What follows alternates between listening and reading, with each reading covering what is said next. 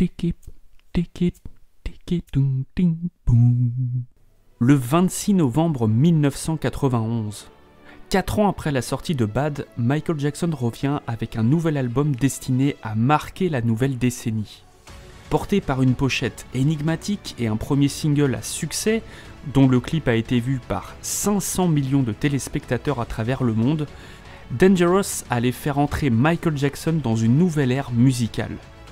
Un pari risqué puisqu'il avait décidé de se passer de Quincy Jones, le producteur de ses 3 premiers albums solo et grâce à qui il avait forgé sa légende. À cette époque, beaucoup pensaient que cette décision était vouée à l'échec.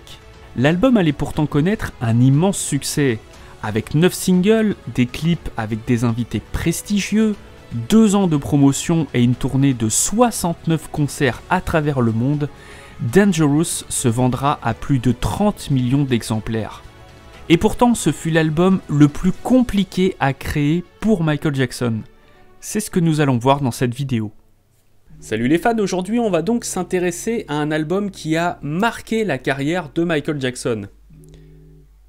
En fait, tous les albums ont marqué la carrière de Michael Jackson. Mais là, je parle quand même d'un album important, je dirais même stratégique, car cet album a non seulement été le premier d'une nouvelle décennie, mais a aussi été le premier sans Quincy Jones à la production. Autant vous dire que niveau pression, on était quand même dans un level assez élevé et que cet album a été un véritable défi pour Michael Jackson. Un album dans lequel, vous verrez, il jouait son avenir, bref, un album de tous les dangers. Mais avant toute chose, je vais essayer de recontextualiser la situation dans laquelle se trouvait Michael Jackson à cette époque. En 1989, après l'immense succès de l'album Bad et de sa tournée le Bad Tour qui prit fin au mois de janvier après quelques ultimes concerts à Los Angeles, Michael Jackson vient d'achever la promotion marathon de son album qui aura duré presque 2 ans. Il est alors une des figures musicales majeures de la décennie, ayant marqué cette période avec 3 albums devenus des classiques et produits par Quincy Jones qui aura permis à Michael Jackson de se construire une équipe de compositeurs et de musiciens talentueux. Pourtant, l'enregistrement de Bad a montré les premiers désaccords entre les 2 hommes, notamment sur la direction artistique de l'album. Michael avait grandi depuis Thriller et comptait bien désormais imposer ses choix et ses idées. Si rien ne filtrait en surface, en studio, l'enregistrement de Bad ne s'était pas déroulé comme Michael l'aurait souhaité, et il fallut beaucoup de compromis entre les 2 hommes pour arriver à le terminer. Michael Jackson avait donc pris la décision de ne pas renouveler sa collaboration avec Quincy Jones pour un 4e album solo, et s'était mis dès la fin de l'année 1988 à contacter certains producteurs. Mais la nouvelle décennie qui allait arriver allait être le théâtre de profonds bouleversements dans la musique, et en cette année 1989, les premiers signes se font sentir. Aux États-Unis, le CD apparu en 1982 gagne toujours plus de parts de marché, et le rap et le New Jack Swing, un nouveau courant musical apparu quelques années plus tôt, commencent à émerger et à envahir les charts. Un train que certains artistes commencent à prendre avec succès. Mais dans un premier temps, les derniers concerts du Bad Tour étant terminés, Michael Jackson souhaite s'atteler à un projet de best-of pour marquer sa décennie musicale. En 1989, il est régulièrement récompensé comme étant l'artiste de la décennie, que ce soit par le magazine Billboard, par l'émission télévisée Entertainment Tonight ou Friday Night Videos, ou encore par la Maison Blanche. Pour confirmer ce statut et asseoir sa domination sur la décennie, Michael accepte dans un premier temps l'idée d'un best-of basé autour de ses 3 albums solo Off the Wall, Thriller et Bad, et d'y inclure également quelques titres inédits. C'est ainsi que débuta le projet Decade, censé résumer sa décennie, mais également d'ouvrir la nouvelle en y incluant donc des chansons avec un style novateur. On sait cependant qu'il a été jusqu'à réenregistrer des tubes des Jackson 5 en version adulte, à savoir I'll Be There et Never Can Say Goodbye, mais sans oublier d'ajouter des chansons avec un son nouveau. Et pour ce faire, il choisira finalement de porter son attention sur 2 producteurs, Bill Bottrell et Brian Loren. Ingénieur du son, musicien et producteur, Bill Bottrell avait déjà collaboré avec les Jacksons sur l'album Victory, et quelques années plus tard, il faisait partie de l'équipe B qui travaillait avec Michael chez lui à Encino sur l'enregistrement de démos pour l'album Bad, dont les chansons Cheater et Streetwalker, qu'on retrouvera bien des années plus tard en bonus des éditions spéciales de Bad ou dans le coffret The Ultimate Collection. Mais la collaboration avec Bottrell n'avait pas été plus loin car selon lui, Quincy Jones l'écarta du projet. En 1988, Michael le rappela pour commencer à travailler sur d'autres titres pour le Best of Decade, en lui faisant cette fois comprendre que Quincy Jones ne serait plus de la partie. Ensemble, ils enregistreront plusieurs titres dont Black or White, Monkey Business, Dangerous ou encore Who Is It. Adepte des rythmes syncopés et des boucles au clavier, Brian Loren, musicien, auteur, compositeur et producteur, fut dans les années 80 un des pionniers de la naissance du New Jack Swing, qui ne s'appelait pas encore ainsi, mais dont il utilisait déjà partiellement le style. Repéré par Janet et Randy Jackson, avec qui il travaillait pour l'album Rhythm Nation et Randy and the Gypsies, qui devait sortir en 1989, Brian Loren attira donc l'attention de Michael Jackson, toujours à l'affût des producteurs de ses frères et sœurs. C'est ainsi que Michael appela Brian Loren à la fin de l'année 1988. Un premier contact assez réservé, mais qui allait être le premier d'une série de plusieurs conversations téléphoniques qui déboucha sur une rencontre en coulisses lors d'un des tout derniers concerts du Bad Tour. Quelques semaines plus tard, ils se retrouvaient au studio Westlake pour des premières séances de travail. Nous sommes alors au début de l'année 1989. À l'origine, Decade devait sortir en novembre 1989, et à cette occasion, John Branca, son avocat du moment, qui deviendra plus tard le gestionnaire de l'estate of Michael Jackson après le décès de Michael, en profita pour renégocier son contrat avec sa maison de disques CBS Records, notamment pour revoir le montant des royalties perçues par Michael Jackson. Car même si son contrat avait été renégocié en 1985, après le succès planétaire de l'album Thriller, Michael Jackson était persuadé qu'il pouvait obtenir encore plus de sa maison de disques. Une idée insufflée par le puissant producteur David Geffen, qui était devenu très ami avec Michael Jackson et qui avait pris beaucoup de place dans son entourage, au point de faire son apparition comme conseiller aux grandes dames de John Branca, les deux hommes se détestant copieusement. Malgré tout, Branca renégocia avec brio les conditions avec CBS, en obtenant notamment une avance de 15 millions de dollars, ainsi que des royalties à 25%, un taux plus élevé que n'importe quel autre artiste à cette époque. Mais cela rajoutait évidemment une pression supplémentaire à Michael Jackson, car certains bonus financiers étaient désormais conditionnés aux chiffres de vente de ses futurs albums. Son travail avec Brian Loren et Bill Bottrell avait donc une importance capitale. Mais si Bottrell était quasiment assuré de sa place, Michael accordait beaucoup d'importance au style novateur que devait incarner Brian Loren. Il devait être le producteur qui donnerait à Michael l'élan nécessaire pour les années à venir, avec une musique nouvelle et percutante. Mais bien que plusieurs démos furent enregistrées au fil des mois, il semblait assez vite évident que Michael ne livrerait jamais à temps ses chansons pour le mois d'août 89, comme il était initialement prévu. Plus les semaines passaient, plus Michael Jackson avait le sentiment qu'il pouvait créer un nouvel album et abandonner l'idée du best-of. Le projet Decade, qui en était alors à ses tout débuts, avec notamment une ébauche de pochette, fut donc officiellement annulé en décembre 89, Michael préférant désormais se concentrer sur un nouvel album. Mais si avec Bill Bottrell, leur travail aboutissait à des démos prometteuses comme Black or White, Who Is It ou Dangerous, avec Brian Loren, les expérimentations et les démos s'enchaînaient en ayant du mal à aboutir à des morceaux. Sans planning précis et enfermés dans un rythme de travail sans stress et très relax, les deux hommes expérimentaient sans cesse de nouveaux sons et de nouvelles idées autour du style de Brian Loren.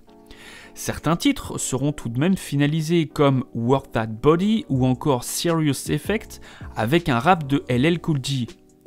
Avec le recul, il est difficile de dire si cette situation convenait à Michael Jackson. Toujours est-il que pendant qu'il travaillait avec Brian Loren et Bill Bottrell au studio Record One, il cherchait tout de même d'autres producteurs avec qui collaborer.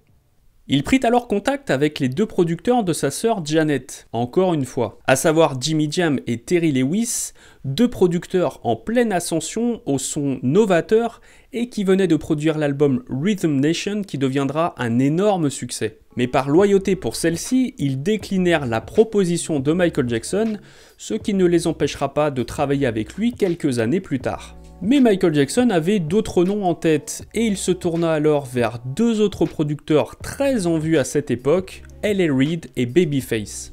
Tous deux avaient d'ailleurs travaillé sur le titre Nothing de l'album 2300 Jackson Street des Jacksons. Un album sur lequel Michael s'était d'ailleurs très peu impliqué puisqu'il n'avait accepté de participer qu'au titre éponyme, en enregistrant d'ailleurs sa voix de son côté sans ses frères, et n'avait accepté d'apparaître que quelques secondes dans le clip. Une implication réduite au strict minimum qui avait créé quelques tensions, notamment avec son frère Jermaine. D'ailleurs, l'album a été un échec commercial malgré une orientation New Jack Swing et la présence du très respecté producteur Ginny Griffin, qui ramena d'ailleurs avec lui son jeune poulain Teddy Riley, qui participa au titre éponyme de l'album. Le choix de contacter L.A. Reid et Babyface n'était donc pas anodin, puisque Michael Jackson avait déjà suivi leur travail sur l'album 2300 Jackson Street, dans lequel il s'était très peu impliqué, et qui avait créé des tensions avec son frère Jermaine. C'est juste pour vous poser les bases. Et donc si le choix de Brian Loren ne souleva aucune objection particulière de la part de Janet et de son frère Randy, le choix de Reid et Babyface sera quant à lui à l'origine d'un très gros clash avec son frère Jermaine. En 1990, L.A. Reid reçut un appel de Michael Jackson qui lui demandait s'il pouvait venir à son nouveau ranch de Neverland avec Babyface afin de discuter de la possibilité de travailler ensemble. Au cours de leur entrevue, Michael leur demanda s'ils voulaient bien travailler avec lui sur des chansons qui devaient figurer sur son nouvel album. Pourtant, ce que l'on pourrait penser être comme une proposition en or pour les deux producteurs les mettait finalement dans une situation délicate. Car à cette époque, ils travaillaient avec Jermaine Jackson, le frère aîné de Michael Jackson, à la création de son nouvel album, et l'avaient même fait signer sur leur tout nouveau label, La Face Record. Ne voulant pas rater cette occasion unique de travailler avec une star de l'envergure de Michael Jackson, mais ne voulant pas non plus froisser Jermaine Jackson, ils acceptèrent la proposition de Michael, mais sans en parler à son frère dans un premier temps, et ils restèrent environ 3 semaines à Los Angeles pour travailler des chansons avec Michael en studio. Cependant, Jermaine finit par apprendre la nouvelle, et selon L.A. Reid, il entra dans une colère noire, demandant immédiatement à être libéré de leur label. Les deux producteurs réussirent tant bien que mal à gagner du temps avec Jermaine, et décidèrent d'expliquer à Michael la situation.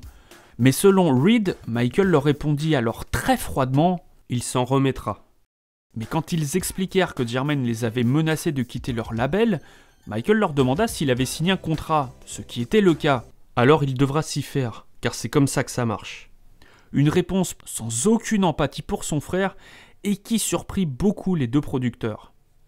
Mais Michael ne prolongera finalement pas sa collaboration avec L.A. Reid et Babyface, et à ce jour, une seule chanson connue fut enregistrée, à savoir Slave to the Rhythm, que l'on retrouvera en 2014 dans l'album posthume Escape. Difficile de savoir pourquoi Michael n'a pas continué avec eux. Était-ce dû au conflit avec Jermaine, ou est-ce que l'enregistrement de Slave to the Rhythm n'a finalement pas convaincu Michael Jackson? Toujours est-il que le gros clash provoqué par cette situation ira encore plus loin. Je vous en parlerai tout à l'heure dans la vidéo. Dans l'incertitude concernant le choix de son producteur, stressé par l'enjeu de ce premier album sans Quincy Jones, Michael Jackson faisait en plus face à l'influence grandissante de David Geffen dans son entourage. Et Geffen le faisait désormais douter de tout, aussi bien de sa maison de disques que de son avocat John Branca. Le rachat de CBS par le groupe Sony Corp en 1987 et le remplacement en 1990 de son président Walter Yetnikoff, avec qui il entretenait de très bonnes relations depuis des années,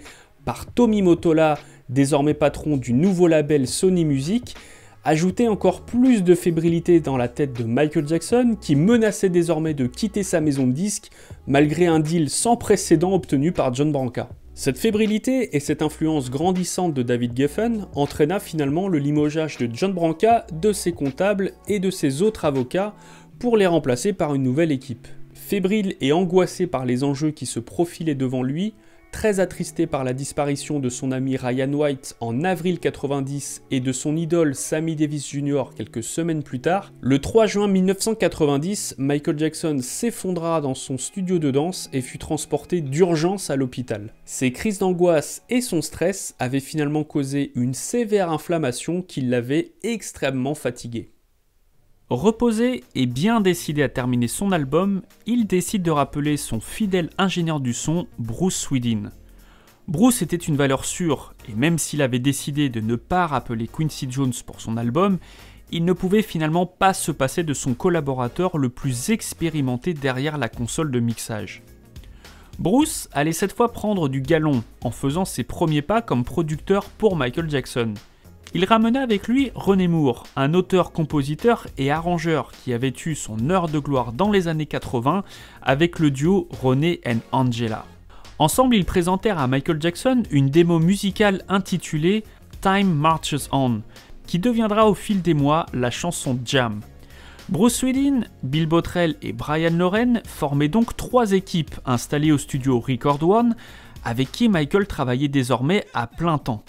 Les sessions démarrèrent véritablement en juin 90. Mais le choix de Brian Loren était désormais source de doute. Incarnait-il vraiment le son novateur que Michael Jackson voulait ? Avait-il l'étoffe pour donner à cet album la dimension musicale à la hauteur de Michael Jackson ? Toujours est-il que Tommy Mottola, le nouveau patron du label devenu Sony Music, débarqua un jour en studio pour avoir une discussion avec Michael Jackson. Brian Loren expliquera que les 2 hommes s'enfermèrent dans un bureau et que quand Mottola ressortit, il laissa derrière lui un Michael Jackson en pleurs. Et c'est après cet épisode que la place de Brian Loren était désormais menacée. Car Michael Jackson était alors à la recherche d'un nouveau producteur capable de lui produire un son urbain, moderne, percutant et lui permettant de calmer les ardeurs des outsiders comme Bobby Brown ou sa sœur Janet, qui caracolaient en tête des charts avec leurs albums de New Jack Swing.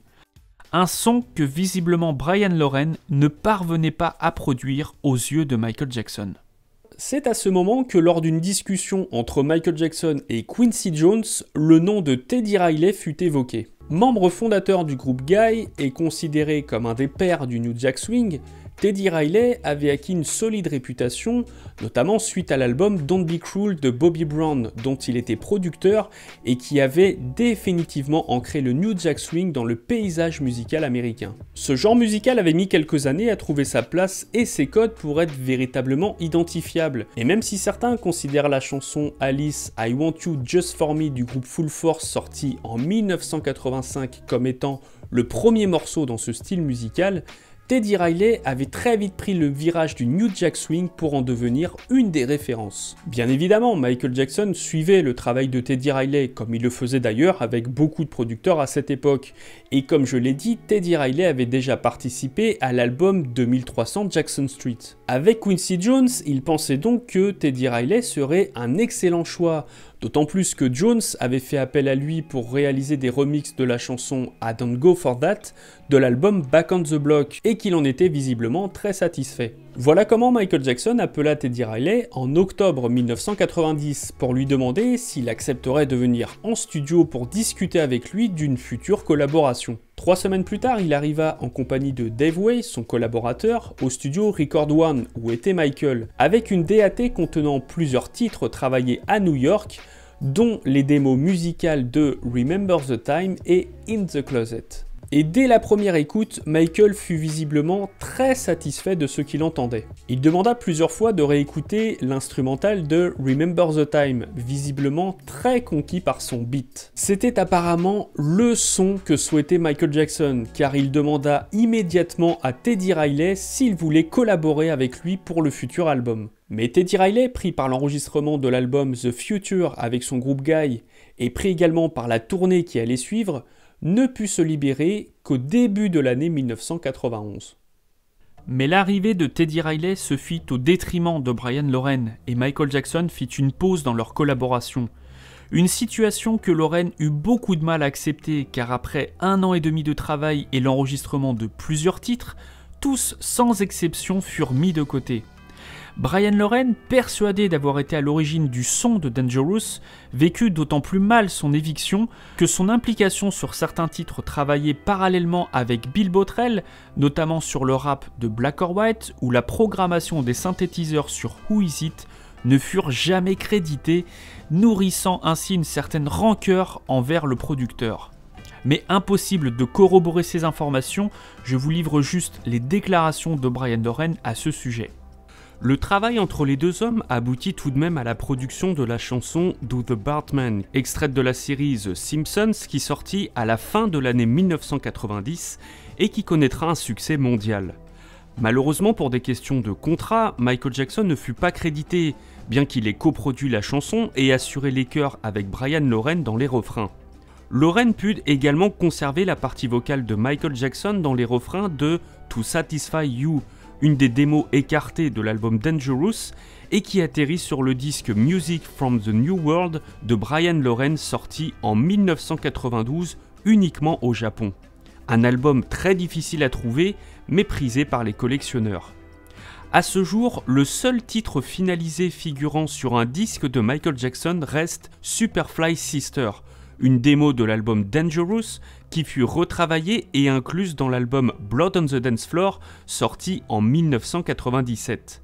Le reste des chansons travaillées avec Brian Loren resteront dans les archives du producteur, même si certains titres furent diffusés sur internet au début des années 2000, comme Serious Effect ou encore Work That Body et She Got It, qui devaient figurer en bonus de l'édition spéciale de Dangerous sortie en 2001, mais qui furent retirés au dernier moment. Dans le même temps, Michael Jackson avait un autre très gros projet à mener, à savoir la renégociation de son contrat avec sa maison de disques.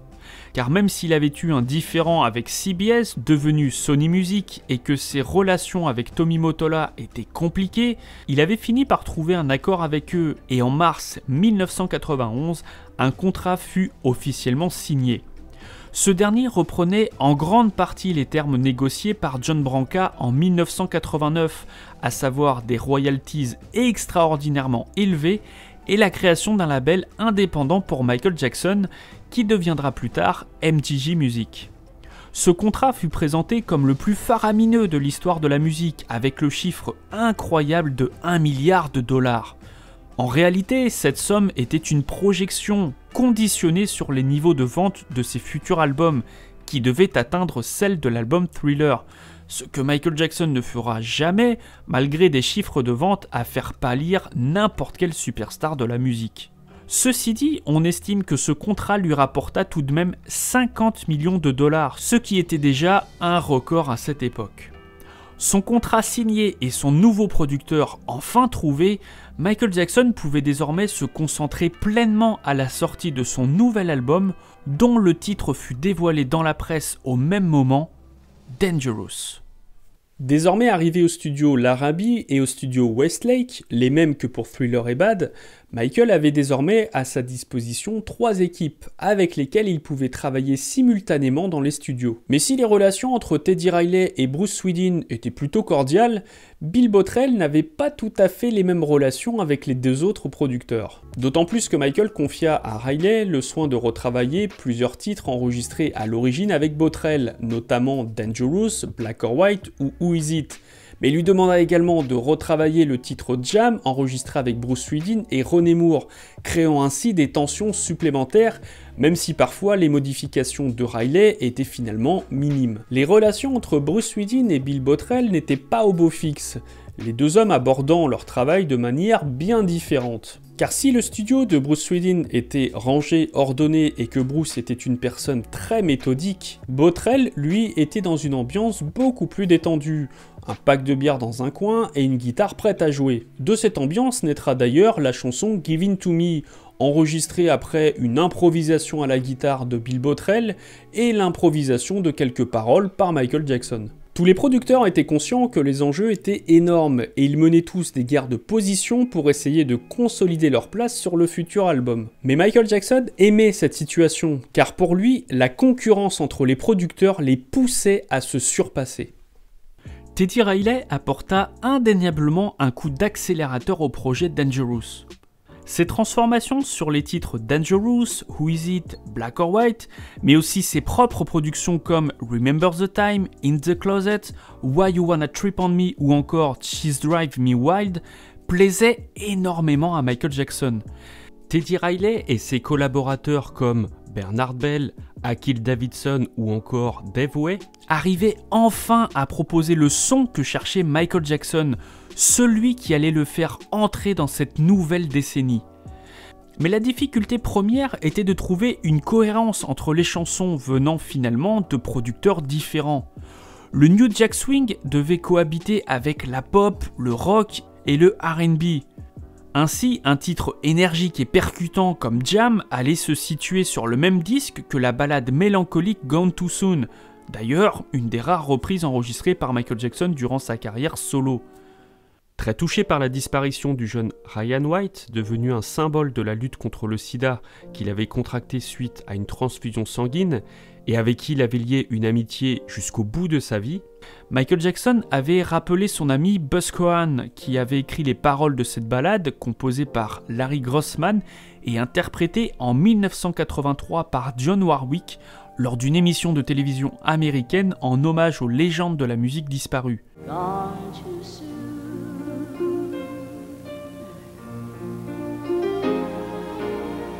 Shiny and sparkling and splendidly bright, here one day. Il voulait absolument enregistrer cette chanson pour son album, car il trouvait qu'elle exprimait parfaitement son émotion. L'éclectisme de Dangerous allait donc être à la fois une force, mais avant tout un casse-tête pour Michael Jackson, qui ne cessait de modifier l'ordre des titres, ajoutant ou retirant certains d'entre eux pratiquement tous les jours. Plus l'échéance arrivait, plus il doutait. Car il savait qu'il allait être attendu au tournant et que le New Jack Swing, le style prédominant de l'album, n'était déjà plus tout à fait une nouveauté. La pression était donc très intense et Michael Jackson ne cessait de vouloir enregistrer de nouveaux titres pour être sûr de ne pas passer à côté d'un hit potentiel. Mais l'échéance fixée par Sony Music arrivait et Tommy Mottola ne cessait d'appeler pour dire que Michael devait finir l'album. Il avait à sa disposition environ 60 chansons et il ne devait en choisir qu'une dizaine, ce qui fut une véritable épreuve pour lui. Beaucoup passèrent à la trappe et tous essayaient de deviner quelle chanson allait finalement figurer sur l'album, synonyme de retombées financières très importantes. Après avoir enregistré dans la difficulté une dernière chanson, Keep the Faith, composée par Seyda Garrett, avec qui il avait chanté I Just Can't Stop Loving You sur l'album Bad, et qui avait coécrite la chanson Men in the Mirror sur le même album, Michael Jackson fit appel à Quincy Jones pour avoir son avis. Car contrairement à ce qui avait été dit à cette époque, les deux hommes ne s'étaient pas du tout séparés en mauvais termes. Et bien qu'il avait décidé de gérer son projet seul sans Quincy Jones, il avait tout de même besoin de se rassurer en ayant son ressenti sur le futur album. Une écoute fut donc organisée avec Teddy Riley qui fut très soulagé de constater que Quincy Jones aimait beaucoup le résultat. Il dit à Michael que l'album était brillant et qu'il pouvait le sortir tel quel. Les sessions d'enregistrement de l'album Dangerous prirent officiellement fin le 29 octobre 1991 et dans la foulée, le titre du premier single fut dévoilé. Il s'agissait de Black or White, dont le clip réalisé par John Landis, à qui l'on doit le cultissime clip de Thriller, avait été tourné quelques semaines plus tôt à Los Angeles pour préparer la sortie du single. L'horizon semblait donc dégagé pour Michael Jackson. Son album était tout juste terminé, le premier single commençait à être diffusé en exclusivité sur quelques stations de radio américaines, même si ce n'était pas officiellement autorisé, et l'attente du public atteignait donc son paroxysme. Mais c'est alors que le clash avec son frère Jermaine, dont je vous avais parlé il y a quelques instants, revint à la figure de Michael. Petit retour en arrière.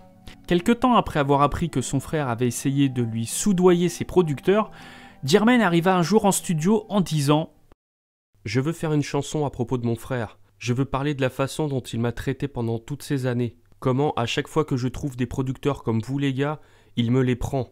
Il ne se soucie pas de sa famille ou quelqu'un d'autre que lui. » Ce sentiment de revanche aboutit à l'enregistrement d'une chanson baptisée Word to the Bad. Une chanson qui, comme le laisse sous-entendre le titre, était directement adressée à son frère Michael avec des paroles très violentes. Tu ne penses jamais à ceux que tu aimes. Tu ne penses qu'à être numéro 1. tu oublies d'où tu es parti. Tu as changé de couleur. Ta couleur était-elle mauvaise? Impossible de revenir en arrière, c'est un fait. Tu es allé trop loin.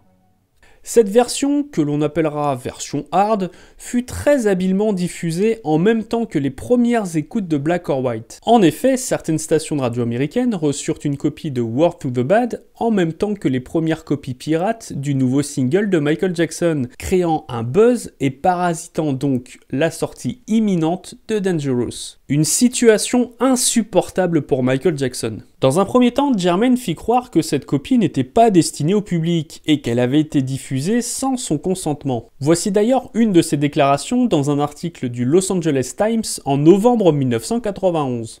La seule raison pour laquelle j'ai écrit cette chanson, et cela venait du fond de mon cœur, était d'aider mon petit frère Michael à se raccrocher à la réalité. Je n'ai jamais voulu le discréditer. La chanson n'était pas censée sortir en public. Mais maintenant que c'est le cas, j'ai le courage de dire que oui, je l'ai écrite et je m'y tiens.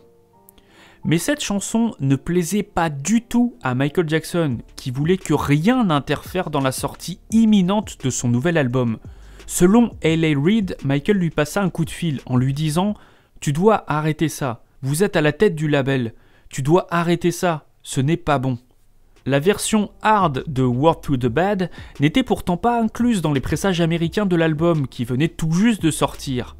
À la place, les auditeurs américains eurent droit à une version avec des paroles un peu moins virulentes, une version un peu plus soft, officiellement à la demande de Jermaine. Ceci dit, la version hard fut incluse dans les pressages étrangers, bien que Jermaine avait déclaré à la presse qu'il n'était pas prêt émotionnellement à partager cette version avec le public. Pour calmer la situation, une réunion fut organisée à Encino, dans la maison familiale, avec leur mère Catherine Jackson comme médiateur. La première chose que Michael m'a demandé, c'est « Pourquoi ?» Je lui ai alors expliqué ce que je ressentais. Après avoir parlé un moment, nous nous sommes mis d'accord sur le fait que même si chacun de nous est très occupé, nous ne devrions jamais être trop occupés pour prendre l'appel de l'autre. Mais à la fin de l'entrevue, Jermaine ne changea pas d'avis concernant la diffusion de la chanson et appela Reid pour lui dire de ne rien changer. Mais selon Reid, quelques jours plus tard, la chanson avait disparu de l'antenne. Le disque a disparu de l'antenne comme s'il n'avait jamais existé. Je ne sais pas ce que Michael Jackson a fait, je ne sais pas si Michael a fait quelque chose, mais ça a disparu en un clin d'œil. Ce dernier incident écarté, l'album pouvait enfin être dévoilé au public le 26 novembre 1991. Et même si certaines critiques ont un peu snobé l'album, Dangerous connut un immense succès et a marqué les années 90. L'éclectisme de l'album, qui pouvait être vu comme une gageure, fut finalement une force, et Michael Jackson réussit l'incroyable pari de miser sur un genre musical qui n'était plus tout à fait nouveau, mais qui éclipsa en grande partie ce qui a pu se faire avant ou après cet album. Parfois mis un petit peu de côté du fait de l'absence de Quincy Jones, Dangerous est pourtant un album très musical, très puissant et très abouti. Indéniablement au niveau de ses prédécesseurs, il a permis à Michael Jackson d'entrer dans une nouvelle décennie qui allait voir à la fois son apogée, mais aussi le début de sa chute. Vous l'avez vu, Dangerous fut loin d'être une sinécure pour Michael Jackson. Les enjeux contractuels avec Sony Music et les difficultés pour trouver le bon producteur ont donc mis à rude épreuve ses nerfs et son inspiration. Mais à l'instar d'autres artistes qui arrivent à se surpasser dans ces conditions et qui se nourrissent de l'adversité pour créer des œuvres incontournables, Michael Jackson a réussi à éviter le piège des années 90 qui fut bien souvent fatal aux artistes des années 70 et 80 en proposant un album qui a marqué son époque et qui reste encore aujourd'hui incroyablement percutant. Merci d'avoir regardé cette vidéo, je remercie plus particulièrement Philippe Ruellan et Laurent Hopman qui m'ont aidé à la préparer. Je vous dis à très bientôt pour d'autres vidéos, ciao.